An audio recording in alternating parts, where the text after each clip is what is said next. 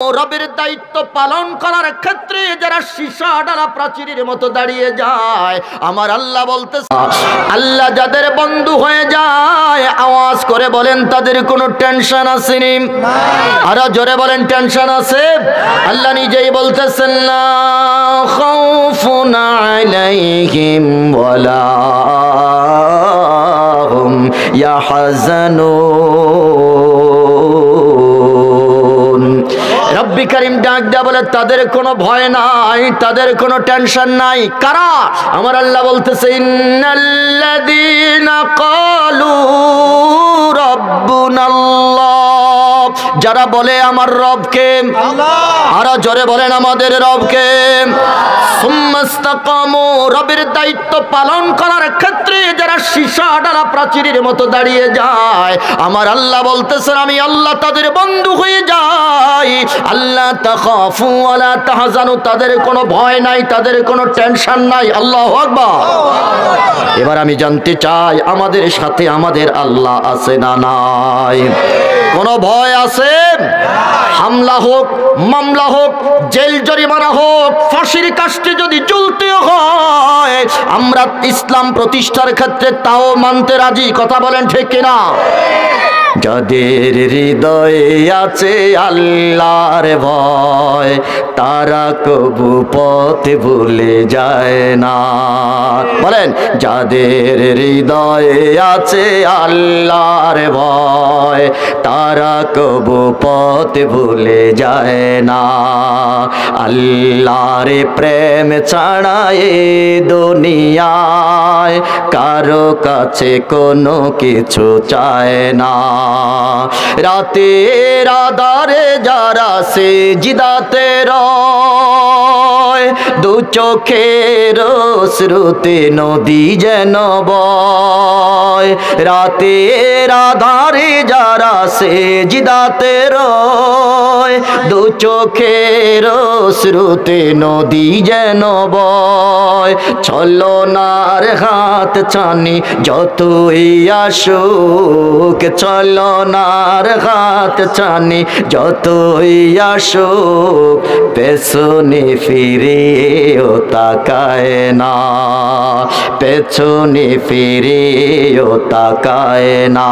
বলেন, যাদের হৃদয়ে আছে আল্লাহর ভয়, তারা কবু পথ ভুলে যায় না। আল্লাহর প্রেম ছাড়া এ দুনিয়ায় কারো কাছে কোনো কিছু চায় না। কথা কোন ঠিক না? এরে দুনিয়ার মুসলমান, যা কিছু চাওয়ার দরকার চাইবো কার কাছে? আল্লাহর প্রেম ছাড়া পৃথিবীতে আর কিছু আমাদের চাহিদা নাই। চিল্লায়া বলেন ঠিক না? সিদ্দিক আকবর ডাক দেয়া বলে, নবী জগতের মধ্যে তারা আসতেছে আপনি রাসূলকে মারার জন্য, আমি সিদ্দিক আকবরকে, আমি আবু বকরকে অনুমতি দিয়ে দেন, আমার নাকির ডগায় নিঃশ্বাস থাকা অবস্থায় আপনি রাসূলের গায়ে একটা টাচও লাগতে দেব না। নবীজি বললেন, আবু বকর টেনশন করো না, আমরা একা নই, আমাদের সাথে আছেন কে? তারা নবী কাছাকাছি চলে আসলো। প্রত্যেকের হাতে ইট, পাথর আর দেশীয় অস্ত্র। ডাক দেয়া বলতেছে, রে ইবনে কুহাফা, আবু বকর কি ডাক দেয়া বলতেছে, আবু বকর, মুহাম্মদ কি, আমি ঘর থেকে যখন বের হইলাম তখন মুহাম্মদ কি জায়গার মধ্যে বসে বসে কি যেন পড়তেছে দেখতে পাইলাম, এখন দেখি না কেন? মুহাম্মদের কথা শোনা যায়, মুহাম্মদ রে কেন দেখা যায় না? আরো আস্তে কন্যা সুবহানাল্লাহ, চিল্লায়া বলেন আল্লাহু আকবার। নবীজি তো কোরআন পড়ে না, নবীজি প্রেম করতেছে কার সাথে? আরো জোরে বলেন কার সাথে? আবু বকর কয়, আমি নবীকে দেখতেছি, তারা দেখে না। সুবহানাল্লাহ কোন? আমি দেখতেছি নবী আমার সামনে বসে বসে এখনো কোরআন তেলাওয়াত করতেছে, তারা নবীর কোরআনের তেলাওয়াতের সুর তাদের কানে যাচ্ছে, কিন্তু মুহাম্মদকে তারা দেখতে পাচ্ছে না। চিৎকার করে কন্যা আল্লাহু আকবার। সিদ্দিক আকবর ডাকটা বলে, রে আবু লাহাবের স্ত্রী মুহাম্মদুর রাসূলুল্লাহ এখানে বসে আছে। কয় না, এখানে নাই। মুহাম্মদ পলায়ন করেছে। কয় না না, মুসলমান কোনোদিন পলায়ন করতে পারে না। ওরে কথা কয় না। যারা ইসলামের দুশমন, কোরআনের দুশমন, তারা পলায়ন করে। ধরে বলেন ঠিক কিনা? মুসলমান কোনোদিন পালাইতে পারে না। মুসলমান মরলে শহীদ, বাঁচলে গাজী, এই ইয়াকিন নিয়ে জিহাদের ময়দানে লড়ে। কথা বলেন ঠিক কিনা? মুসলমান কোনোদিন ঈমানওয়ালা, কোনোদিন মুমিন, কোনোদিন পালাইতে পারে না। বলে যে মুহাম্মদ কোথায়? সিদ্দিক আকবর বলে, মুহাম্মদ এখানে বসা, ওই যে কোরআন পড়তেছে। আওয়াজ করে বলেন সুবহানাল্লাহ। নবীজিকে তারা দেখতে পেল না, তারা চলে গেল। সিদ্দিক আকবর এবার নবীর সামনে নামাজের সূরাতে বসে গেলেন। ডাকডা বলতেছেন, ইয়া রাসূলুল্লাহ, নবী জবাব চাই। আমি আবু বকর আপনি রাসূলকে দেখতে পাইলাম, তারা কেন দেখলো না? আমার আল্লাহ ডাকডা বলে, জিবরাইল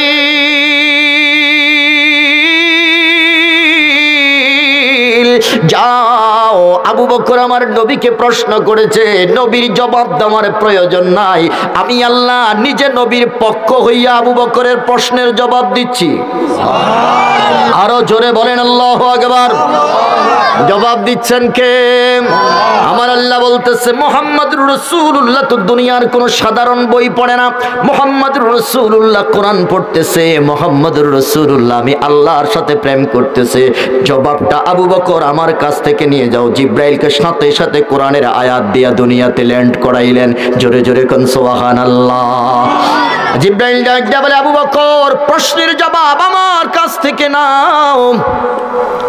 বলে যে কি হয়েছে? বলে যে আল্লাহ বলতেছে, ইন্না জাআলনা বাইনাকা ওয়া বাইনাল্লাযীনা লা ইউমিনুনা বিল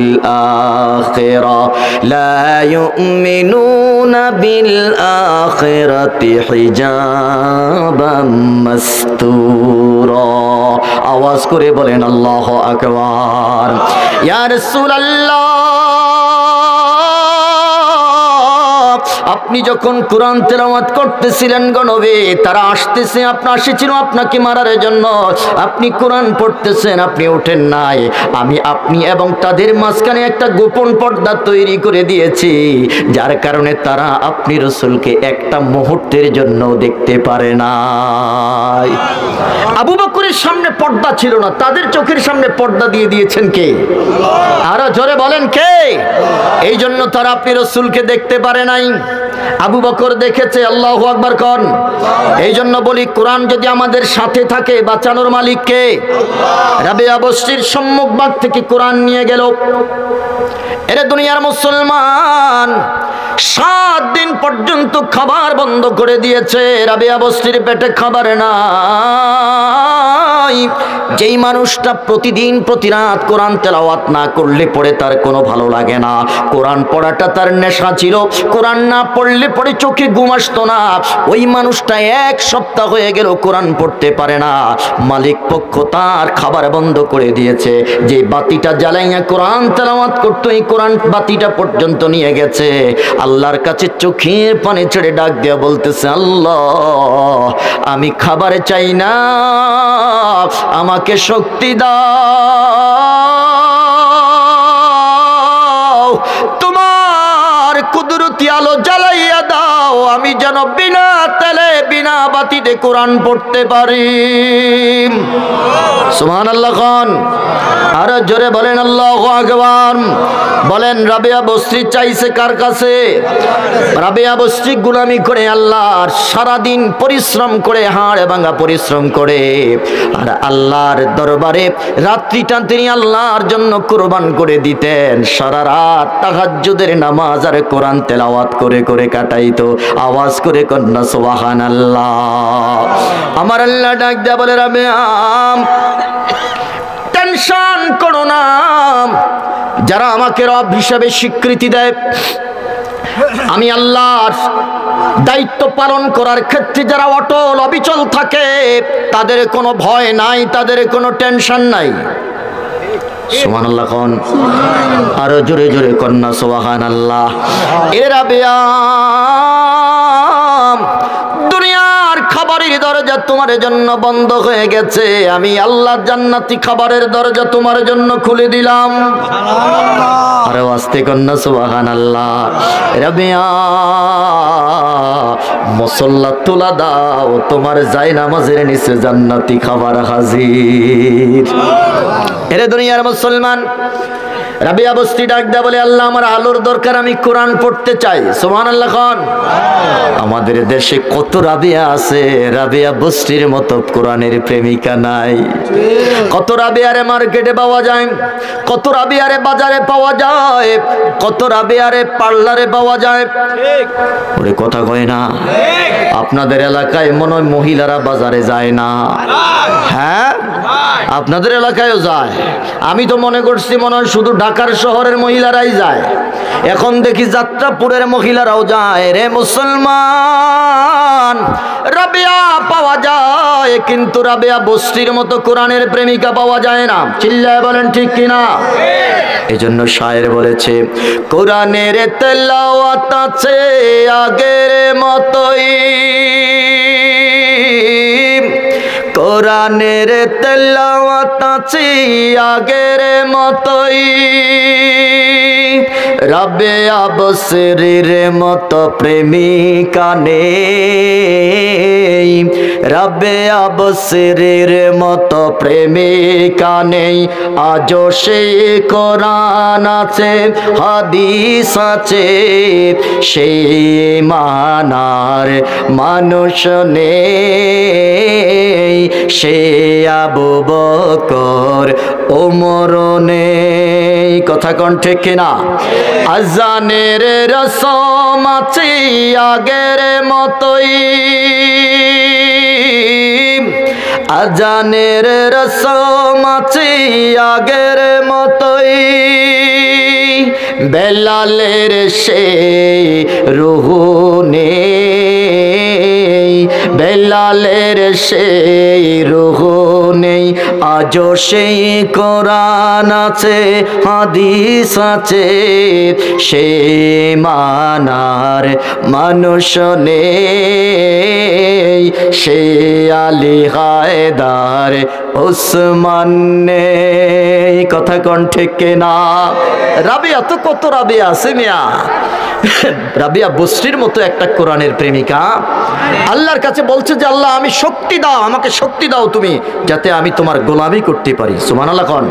এরে দুনিয়ার মুসলমান, রব্বি কারীম ডাক দেয়া বলে, রাবিয়া দুনিয়ার খাবারের দরজা বন্ধ হয়ে গেছে, কোনো টেনশন করবো না, আমি আল্লাহ বলে দিয়েছি, আল্লাহ তাখাফু ওয়ালা তাহজানু, তোদের কোনো ভয় নাই, তোদের কোনো টেনশন নাই, আমি আল্লাহ জান্নাতি খাবার তোমার জন্য ব্যবস্থা করে দিলাম। চিল্লায়া কোন সুবহানাল্লাহ। রাবিয়া বস্তি ডাক দেয়া বলে, আল্লাহ আলো দাও। আমার আল্লাহ ডাক দেয়া বলে, রাবিয়া দুনিয়ার কোনো ইলেকট্রিসিটির প্রয়োজন নাই, দুনিয়ার কোনো কুপির প্রয়োজন নাই, কোরআন খুলবা, কোরআনের প্রত্যেকটা অক্ষর থেকে আমি আল্লাহ নূর দিয়ে দিব। আরো জোরে বলেন আল্লাহু আকবার। এরে দুনিয়ার মুসলমান বলেন, আল্লাহ যে আলোটা দিবে ওই আলোটা নিবানোর মতো শক্তি কারো আসেনি? আরো জোরে কোন। আকাশের মধ্যে যে সূর্যটা আমার আল্লাহ দিয়েছেন, পৃথিবীর সব বাদশারা মিল্লা যদি কয় সূর্যটারে আমরা আজকে বন্ধ করে দিমু, কথা কয় না, পারবে না। কষ্ট হচ্ছে মনে হয় আপনাদের, আমি ছেড়ে দিচ্ছি। হ্যাঁ, আল্লাহ কবুল করুক। জোরে কোন আমিন। আরো জোরে বলেন আমিন। আমার বন্ধুরা, আমার বাবারা, বলতেছিলাম কোরআনের সাথে সম্পর্ক রাখলে পরে বলেন আল্লাহর সাহায্য আছে না নাই? কোরআনের সাথে সম্পর্ক রাখলে পরে আমার আল্লাহ কোরআনের উসিলায় বাঁচিয়ে দেয়। চিল্লায় বলেন ঠিক কিনা? সাহাবীর কথা বলতেছিলাম, অনেক দূরে চলে গেছি বন্ধু। রাবিয়া বসরি হযরতে নবীজির সাহাবী ডাক দেয়া বলে, ইয়া রাসূলুল্লাহ, যখনই আমি মাটির মধ্যে মাথা লাগাইলাম তখন দেখতে পাইলাম মাটির ভিতর থেকে কোরআনের আওয়াজ আসতেছে। ইয়া রাসূলুল্লাহ, সারা রাত পর্যন্ত কোরআনের তেলাওয়াত শুনলাম, আমার চোখের মধ্যে কোনো ঘুম নাই গো নবী। নবীজি বললেন এখন কি হয়েছে সেটা বলো। এবার সাহাবী ডাক দেয়া বলে নবী আমি জানতে চাই এটা কোন কারিশমা, এটা কোন আশ্চর্যজনক ঘটনা, মাটির ভিতরে কিভাবে কোরআন বাজতে পারে, মাটির ভিতরে কিভাবে কোরআনের সুর আসতে পারে গো নবী। এবার আমার নবী ডাক দেয়া বললেন সাহাবী আমার মনে হচ্ছে তুমি মনে হয় কবরের উপরে শয়ন করেছো, জোরে কোন আল্লাহু আকবার। আমার মন বলতেছে তুমি কোরআনের উপরে কবরের উপরে শয়ন করেছো। সাহাবী ডাক দেয়া বলে নবী কবরের কোনো চিহ্ন ছিল না, কবরের কোনো আলামত ছিল না গো নবী। সমতল ভূমির উপরে আমি বিছানা করেছি, আমি আমার মাদুরটা বিছাইয়া আমি শুইতে গেলাম। আমার নবী ডাক দেয়া বললেন রে সাহাবী এটা কবরের উপরে তুমি বিছানা করেছো। এবার সাহাবী ডাক দেয়া বললেন নবী গো কবর যদি হয়েই থাকে কবরের ভিতরে আবার কোরআনের আওয়াজ আসবে কেন? আমার নবী বলতেছে রে সাহাবী আমার মন বলতেছে যেই কবরের উপরে তুমি শায়িত ছিলা, যেই কবরের উপরে তুমি শয়ন করেছো রে সাহাবী, ওই কবরের বাসিন্দাটা দুনিয়ার জিন্দেগিতে সূরাতুল মুলকের পাগল ছিল। জোরে কোন আল্লাহু আকবার। নবীজি আবার প্রশ্ন করলেন কোন কোরআনের কোন অংশের তেলাওয়াত শুনছো? কয় হুজুর সূরাতুল মুলক। সুবহানাল্লাহ খান।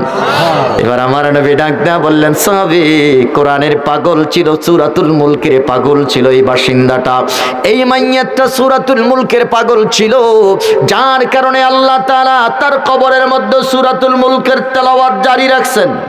সুবহানাল্লাহ। আরো জোরে কন্না সুবহানাল্লাহ। এবার আমি আপনাদের কাছে প্রশ্ন রাখতে চাই যদি সূরাতুল মুলক কবরের মধ্যে বাজতে থাকে, কোরআন যদি সূরাতুল মুলক কোরআন যদি কবরের মধ্যে তেলাওয়াত হতে থাকে, আমি জানতে চাই ওই কবরের মধ্যে কোনোদিন আযাব হবে না। রাসূলুল্লাহ বলেছে শুধু কবরই না হাসরের ময়দানে ওই সূরা আল্লাহর সামনে দাঁড়াইয়া যাবে। সুবহানাল্লাহ বলেন। আল্লাহর সাথে বাক বিতণ্ডা লিপ্ত হয়ে যাবে, ঝগড়া শুরু করে দিবে যে আল্লাহ এই পাগলটারে সূরাতুল মুলকের পাগল ছিল, সূরাতুল মুলক বলবে আমার পাগল ছিল, এটারে মাপ না করা পর্যন্ত আমি আপনার সম্মুখ ভাগ থেকে নড়ব না। জোরে বলেন না আল্লাহু আকবার। জান্নাতে প্রবেশ করিয়ে তারপর সে বিলীন হয়ে যাবে। বলেন এই সূরা আমাদের দরকার আছে না নাই?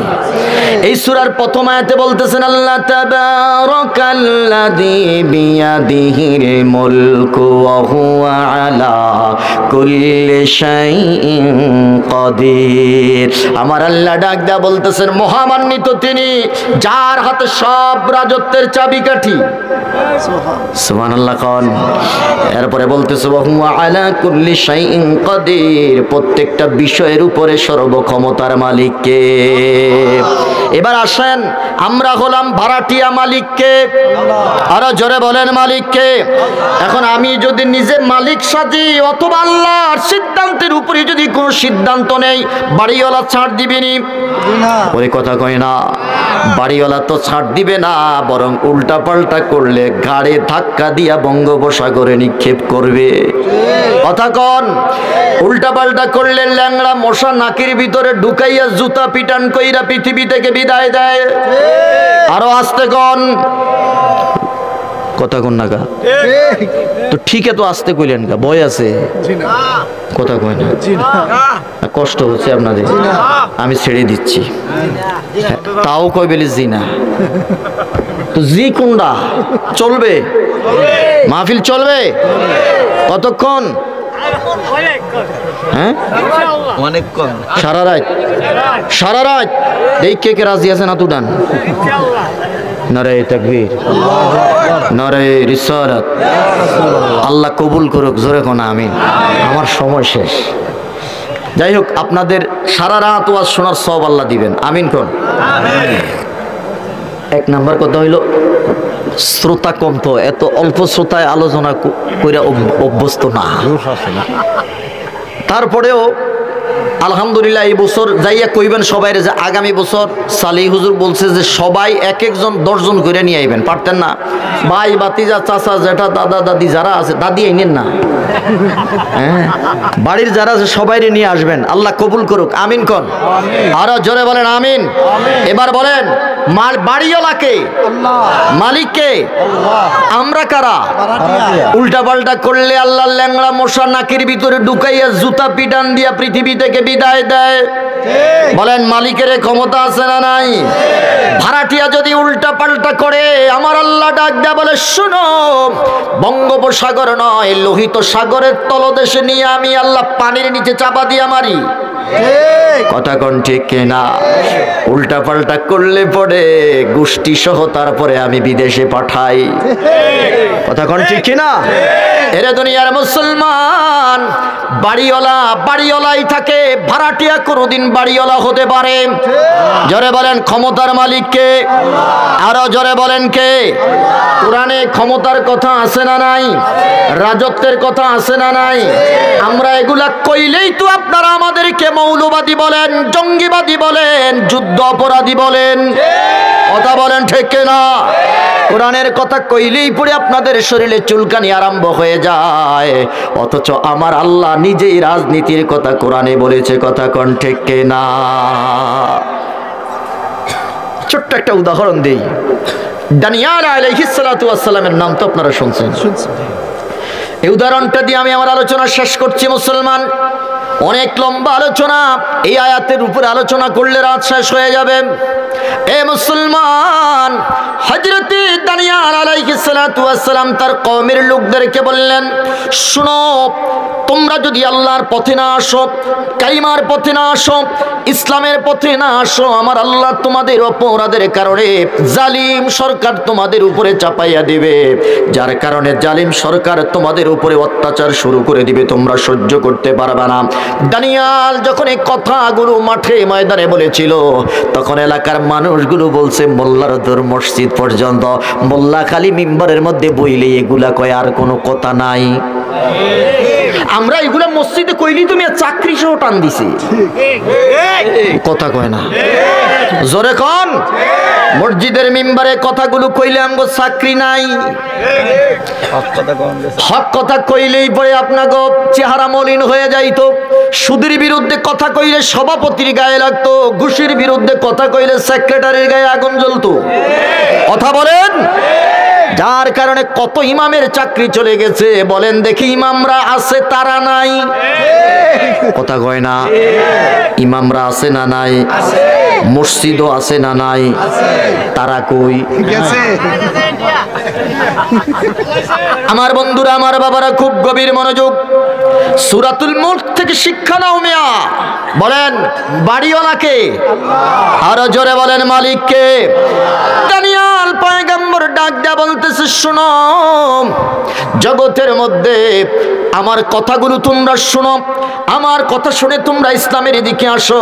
যদি না আসো তাহলে তোমাদের উপরে আল্লাহ জালিম সরকার চাপিয়ে দিবে। তারা বলতেছে, আহারে এগুলো আর বইলেন না, আমরা আপনার কথা শুনতে রাজি নাই, বেশি কথা কইলে যুদ্ধ অপরাধীর মামলা দিয়া জেলখানায় ঢুকায় দিমু। দানিয়াল আলাইহিস সালাতু ওয়াস সালাম চুপ হয়ে গেল। তারা যেভাবে ইচ্ছা এইভাবে চলতেছে।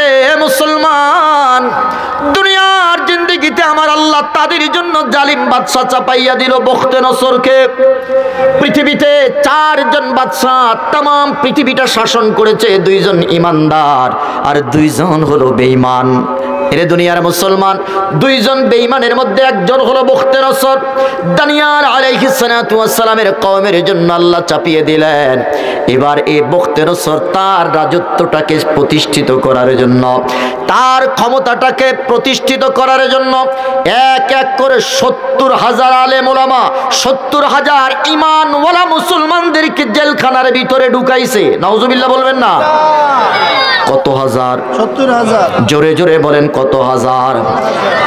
জেলখানায় গ্রেফতার হয়ে জেলখানার বন্দি জীবন কাটানো এটা আমগো নতুন কিছু না মিয়া। কথা বুঝেন নাই? এই জন্য আমরা এগুলোর ভয় পাই না। কত হাজার ঢুকাইছে? 70,000 ঢুকাইছে জেলখানার ভিতরে। এবার 70,000 যাইয়া দানিয়াল আলাইহিস সালাতু ওয়াস সালাম ঢুকাইছে। কথা বুঝেন নাই? সবাই প্রত্যেকে জেলখানার ভিতরে যাইয়া দানিয়াল পয়গম্বরের কাছে যাইয়া বলতেছে, দানিয়াল কি হইতে কি হয়ে গেল কিছুই তো বুঝলাম না। দানিয়াল আলাইহিস সালাতু ওয়াস সালাম ডাক দেয়া বলে, উম্মত রে, রে আমার কওমের লোকেরা, এতদিন তোদেরকে বুঝাইছি, তোরা আমাদের জঙ্গিবাদী বলে তকমা দিলি, আমাকে তোরা মৌলবাদী বলে গালি দিলি, আমাকে তোরা যুদ্ধ অপরাধী বলেছিলি, এখন দেখো আমার কথাই তো ঠিক হয়েছে। কথা কোন ঠিক কিনা? কয় হাজার? জোরে বলেন কয় হাজার? 70,000 নেতা কর্মীকে গ্রেফতার করে তারপরে জেলখানার ভিতরে ঢুকাইছে। এবার চোখের পানি ছেড়ে কেঁদে কেঁদে বলতেছে, দানিয়াল মুক্তির উপায় কি বলে দাও। দানিয়াল পয়গম্বর ডাক দেয়া বলে, আমার কাছে নয়, চোখের পানি ছেড়ে বলতে হবে কার কাছে? মালিকের কাছে কও, ভাড়াটিয়ার কাছে কইয়া লাভ নাই। ওরে কথা বলেন, বলেন মালিককে? মালিকের কাছে বলো, বাড়িওয়ালার কাছে বলো, ভাড়াটিয়ার কাছে বলে লাভ নাই। বলে যে কোন ভাষায় বলবো? বলে যে বলো তাহাজ্জুদের নামাজ পড়ে চোখের পানি ছেড়ে ছেড়ে আল্লাহর কাছে বলো আর মাফ চাও। আল্লাহ যা করছি আর করতাম না, দেখো আল্লাহর মায়া হয় কিনা। এবার 70,000 টুপিওয়ালা, দাড়িওয়ালা, জুব্বাওয়ালা, পাগড়িওয়ালা একসাথে তাহাজ্জুদের সিজদার মধ্যে পড়ে কান্না করতে শুরু করেছে। আমার আল্লাহ ডাক দিয়ে বলতেছে, মজলুমের চোখের পানি আমি আল্লাহ কবুল করে নেই। জোরে কোন সুবহানাল্লাহ। বলেন মজলুমের চোখের পানি আল্লাহ কবুল করে কি করে না? না হয় ঢুকাইছে মোল্লাদেরকে, দাড়িওয়ালা টুপিওয়ালাদেরকে ইসলাম দমানোর জন্য। এখন জেলখানার ভিতরে যাইয়া মোল্লারা জ্যাক লাগাইছে কার লগে? আল্লাহর সাথে। আরে কথা কয় না, কার লগে? এই চোখের পানি আল্লাহ কবুল করছে কি করে নাই? এমন কবুল করা করছে, মোল্লারা আছে এখন নাই। না আমরা পলাই না, এরে দুনিয়ার মুসলমান। জগতের মধ্যে হযরত দানিয়াল আলাইহিস সালাতু ওয়াস সালাম নেটওয়ার্ক লাগাইলেন কার সাথে? অনেক লম্বা কথা বন্ধু। 70,000 টুপিওয়ালা, জুব্বাওয়ালা, দাড়িওয়ালা, পাগড়িওয়ালা তাহাজ্জুদের সিজদার মধ্যে পড়ে আল্লাহর কাছে কাঁদতেছে, আল্লাহকে আমি সব দেখতেছি, তোদেরকে একটু সোজা করার জন্য জেলখানার ভিতরে ঢুকাইছি, বক্তে নসরকে তোদের জন্য চাপাইয়া দিছে। এবার অনেক দিন কান্না করার পরে 70,000 নেতা কর্মী আসছে। আল্লাহু আকবার কোন? এরে দানিয়াল আল্লাহর কাছে একটু খুলে বলো, আল্লাহর কাছে একটু বলো, তুমি তো পয়গম্বর, তুমি বললে পরে আল্লাহ আমাদের জন্য একটা ব্যবস্থা করে দিবে। দানিয়াল পয়গম্বর কয় আজকে রাতে আইসো, তাহাজ্জুদের নামাজ পড়ে সবাই আমার সামনে আসবা, আমরা একসাথে আল্লাহর একটা ডাক দেব। আল্লাহু আকবার কোন? এত আস্তে কইলে আর এগো ঘুম ভাঙবে। জোরে বলেন আল্লাহু আকবার। আর জোরে বলেন আল্লাহু আকবার। দানিয়াল পয়গম্বর ডাক দেয়া বলে একসাথে আল্লাহকে ডাক দেব। বলে যাচ্ছা এই দিকে রাতের অন্ধকারে বক্তে নসর কি যেন ভয়ঙ্কর একটা স্বপ্ন দেখতেছে, আমি জানতে চাই বক্তে নসরকে স্বপ্নটা দেখাইতেছে কে? আরো জোরে বলেন কে? আল্লাহু আকবার বলে একসাথে 70,000 ঈমানওয়ালা মানুষ যখন তাকবীর দিয়েছে, পুরা মাটির মধ্যে ভূমিকম্প শুরু হয়ে গেছে। জোরে বলেন আল্লাহু আকবার। আল্লাহু আকবারের মধ্যে একটা জোশ আছে না নাই? জোরে বলেন আছে না নাই? বক্তে রসুলের ঘুম ভেঙে গেছে। ঘুম ভাঙার পরে সে পাগল হয়ে গেছে। পরিবারের সবাইকে জাগাইল। পরের দিন সকালবেলা এমপি মন্ত্রী যারা আছে, আলেম ওলামা যারা আছে, স্বপ্নের ব্যাখ্যা দানকারী যারা আছে, সবাইকে ডাকলো। ডাকার পরে এবার বক্তে নসর ডাক দেয়া বলতেছে, শুনো আমি গত রাত্রে একটা স্বপ্ন দেখেছি, স্বপ্নের ব্যাখ্যা তোমাদেরকে বলা লাগবে। আচ্ছা ঠিক আছে আমরা বলবো, আগে আপনি স্বপ্নের কথা বলেন। স্বপ্নটা তো আমার মনে নাই, স্বপ্নের কথাটাও তোমাদেরকে বলা লাগবে। কথা কয় না ঠিক? স্বপ্নের ব্যাখ্যা তো বলবা, আমি যে কি স্বপ্ন দেখছি এটা আমার মনে নাই, তোমরা এটা বলা লাগবে। বুঝেন নাই? আমি যে কি স্বপ্ন দেখছি গত রাত্রে আপনারা জানেন মনে হয়, আপনাকে সাউন্ডে বোঝা যায় আপনারা জানেন। আর বক্তে নসর কি স্বপ্ন দেখছে এটা কি তার নিজের বউ তো জানতো না, ফাঁসে শুয়ে রয়েছে যে তার বউ জানবেনি। স্বপ্নের ব্যাখ্যাও বলা লাগবে, স্বপ্নটাও বলা লাগবে। কয় আমরা তো পারতাম না। কয় না পারলে 1 সপ্তাহ সময় দিলাম, 1 সপ্তাহের ভিতরে স্বপ্নের ব্যাখ্যা না বললে, স্বপ্নের কথাটা না বলতে পারলে একটারও কল্লা থাকতো না। কথা বুঝেন নাই? স্বপ্নের ব্যাখ্যা তিনি ব্যাখ্যা বলতে পারবেন, কিন্তু স্বপ্নটা তো বলাটা সহজ না। সহজ? বন্ধুরা আমার, বাবারা, দানিয়াল পয়গম্বরের কানে চলে গেল। পৃথিবীর কেউ স্বপ্নের কথা বলতে পারবে না। জগতের মধ্যে দাঁড়িয়াল পয়গাম্বর কয় আমি বলতে পারবো। সুবহানাল্লাহ। কোন তোমরা আমাকে বাদশার কাছে নিয়ে যাও, আমি বাদশার স্বপ্নের কথা বলে দিতে পারবো। বলে যে তাই নাকি? বলে যে হ্যাঁ। এরে দুনিয়ার মুসলমান, এবার তার কওমের লোকেরা বলতেছে তুমি পাগলামি করো না। বলতেছে লা তাখাফা আলাইয়া ইন্নালি রাব্বাহ, আমার একজন রব আছে, তোরা ভয় করিস না। আমার রব, আমি যা চাই আমার রব আমার এটা জানাইয়া দেয়। সুবহানাল্লাহ। কোন বলেন মালিক জানাইয়া দেয় কিনা? তোরা ভয় করিস না। গেল ওখানে বাঘের মতো, এখানে মাথা নত করে ঢুকতে হয়, মাথা নিচু করে ঢুকতে হয়। দানিয়াল মাথা উঁচু করে ঢুকলে বক্তে রসুল বলতেছে কিরে বেটা, তুই কি জানিস না যে এখানে মাথা নত করে ঢুকা লাগে? কয় আমার যেই আল্লাহ তোর স্বপ্নের কথা আমাকে জানাইয়া দিছে, ওই আল্লাহর নির্দেশ তাকে ছাড়া আর কারোর সামনে যেন মাথা নত না করি। যদি করি তাইলে স্বপ্নের কথাটা ভুলাইয়া দিবে। কয় তাইলে আর দরকার নাই। সুবহানাল্লাহ কইতেন না? আরো জোরে কর না আল্লাহু আকবার। বলে যে তাইলে আমি কি স্বপ্নে দেখছি এটা বলে দাও। বলে যে শর্ত আছে তিনটা। বলেন কয়টা? তিনটা। এক নাম্বার শর্ত হলো এই চেয়ার ছেড়ে বসতে হবে তোমাকে, নিচে আমাকে চেয়ারে বসা লাগবে। ওহু আলা কুল্লি শাইইন কাদির। এবারে বক্তে নসর করে ঠিক আছে আমি চেয়ার ছেড়ে দিলাম, তুমি বসো। বলে যে বসতে হবে আমার পায়ের সামনে। সুবহানাল্লাহ। কোন আরো জোরে বলেন আল্লাহু আকবার। দ্বিতীয় শর্ত হলো আমার পা বরাবর বসা লাগবে। স্রোতে হাঁটু ভাঁজ করে বসো আর আমি সিংহাসনের মধ্যে বসলাম। বলেন ক্ষমতার মালিক কে? আরো জোরে বলেন কে? তিন নম্বর শর্ত হলো আমার ৭০,০০০ নেতা কর্মীকে উদ্ধার করা লাগবে, জেলখানা থেকে মুক্তি দেওয়া লাগবে। আল্লাহু আকবার। আরে নেতা হইলে তো এমন নেতাই দরকার যে তার কর্মীদের কথা চিন্তা করে। কথা বলেন ঠিক কিনা? আর আমি যদি হেলিকপ্টারে করে চলে যাই আর আমার এত হাজার হাজার লক্ষ লক্ষ নেতা কর্মী, তারা কই যাইবে? এই চিন্তা করলে তো আর নেতা হওয়া যায়? আমরা এমন নেতার অনুসরণ করব যে আমারে থুইয়া দুনিয়া তো দূরের কথা আখেরাতেও যাবে না। কথা বলেন ঠিক কিনা? নেতাই যদি খালি নিজের জান বাঁচানোর জন্য দৌড়ায়, তো কর্মীরা কি করবে? কর্মীরা কোথায় যাবে? বলে যে আমার ৭০,০০০ নেতা কর্মী মুক্তি দেওয়া লাগবে। সুবহানাল্লাহ। বলে যে যাও ৭০,০০০ নেতা কর্মী মুক্তি দিয়ে দিলাম। এবার বলতেছে অনেক লম্বা কথা, আমি ছোট্ট করে, তুমি স্বপ্ন দেখেছো একটা দানব যার পাও নিচে মাথা উপরে আসমানে, এই দানবটার মাথার উপরে একটা আগুনের গোলক এসে তাকে ধ্বংস করে দিয়েছে। বলে যে গোলকটা কি, ব্যাখ্যাটা কি? বলে যে তোমাদের এই অত্যাচারীর মসনদকে ভেঙে চূর্ণচার করার জন্য, এই অত্যাচারীর এই মিনারটাকে ধূলিসাৎ করার জন্য পৃথিবীতে একজন পয়গম্বর আসতেছে, তার নাম মুহাম্মদুর রাসূলুল্লাহ। জোরে বলেন আল্লাহু আকবার। ওই যে আগুনের গোলক দেখেছো, এটা হলো ইসলাম, এটা পরিচালক হলো মুহাম্মদুর রাসূলুল্লাহ। আসতেছে, আসার পরে তোমাদের মতোই অত্যাচারী শাসকদের সব অত্যাচারের মসনদ ভেঙে গুড়িয়ে তছনছ করে দিয়ে পৃথিবীর জমিনের সাথে ধূলিসাৎ করে দেওয়া হবে। চিৎকার করে কোন আল্লাহু আকবার। বক্তে নসর কয় হ্যাঁ সব ঠিক কইছস। আল্লাহু আকবার কোন না। এবার বলেন আমি যে জিনিসটা বুঝাইতে চাইলাম, মালিকানা চাবি কার হাতে? জোরে বলেন চাবি কার হাতে? এবং আল্লাহ যে চেয়ারে বসাইতে পারে টুপিওয়ালারে, তার পায়ের সামনে বসাইতে পারে, এই ক্ষমতা আল্লাহর আছে না নাই? আল্লাহ আমাদেরকে বোঝার মতো তৌফিক দান করুক। জোরে বলেন আমিন। মাদ্রাসার জন্য আমি একটু হাত পাতলাম আপনাদের কাছে।